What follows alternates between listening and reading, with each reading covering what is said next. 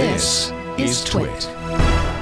The screen looks good. You like it? It's an I like LCD screen, so it doesn't have any of the burn-in issues. I was like, I'm so glad. Everyone was like, oh, the screen on the smaller one is not any good. We hate it. It's fine. And I'm like, oh, here, my head's in the way. I tell you, there are people with very picky eyes. And those are the people, the picky people who tweet and review tech gadgets and write on Reddit. And I looked at the Pixel 2 XL at a Verizon store when it was available, and I saw what they were talking about, the modeling with the dimmer screen. That did not bother me in the least. However, I'm very concerned about this burn-in issue. That is a huge issue. That feels like quality control, and I don't know what Google's going to do. And then there's also on the Pixel 2, there's complaints now, and I just had this happen about ticking during the phone calls. Yeah. So you're getting that? I did get ticking. I didn't get, there's apparently also a high-pitched audio thing that happens from the speakers too. It strikes me that ticking has happened before, and I think it's an NFC radio issue. I think that can be, well, if it's physical hardware, ticking that would be an issue. Yeah, that's a hardware issue. That's not something that's not shielded properly. They think it's properly. a firmware update that they can do. They're going to have to take, they'll take the dBs down. Exactly. The firmware means when they turn on the cellular radio for talk, they basically kill off all the other RF, which you're not supposed to do. That's not good design. It means that if you're on a call and you go to use, say, the NFC, it just won't work. Right.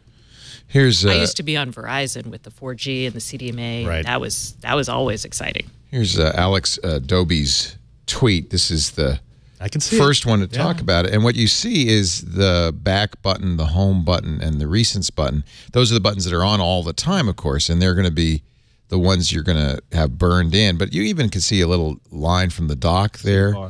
And that's after 7 days, he said. So that is really a cause for concern. OLEDs do have burn-in issues. It's not unheard of. Somebody was telling me, I think Renee Ritchie yesterday was telling me that on the Samsung OLEDs, like the Note 8, they jitter the display. They move it a pixel left, pixel right every once in a while just to avoid that specific kind of burn-in. Oh. Samsung is the display used in the iPhone 10, the OLED, and of course the Note 8 and the S7. It is the best display I've ever seen. I think everybody agrees. Even the Note 8 OLED is fantastic. It's beautiful. Yeah, I mean, it's rich, it's bright, it just really looks good.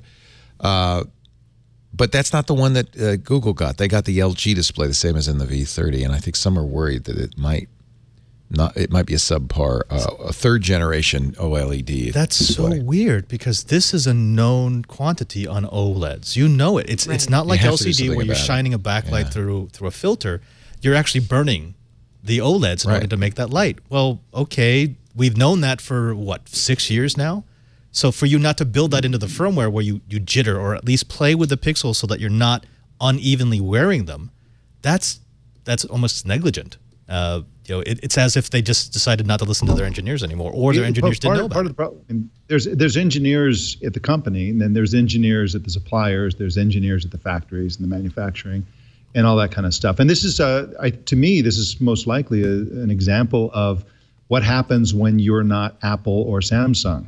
You know, if you're Apple and you're building, and your component suppliers are building parts for Apple, you don't mess that relationship up because it's the end of you. And it's, you know, the volumes that Apple and also Samsung produce displays at just puts them at the front of the line. And so somebody like Google comes along and they have a fraction number of units. They don't have the history. They don't have the backstory. They don't have, you know, any of that stuff. They're going to get, you know, the truth is they're going to be second in line for the top tier phone makers. And that's been true of every manufacturer in the age of Apple. Apple gets, they get the lion's share of the trough. They can get the best parts, and they can lock in manufacturers for those parts, even if they're not going to use them. They're famous for doing this. They may need 10 million screens, but they're going to sign a contract for 20 million just because that's 10 million that another manufacturer can't get. Which it's kind of funny, but at the same time, it means all the devices I love are going to get the subpar parts.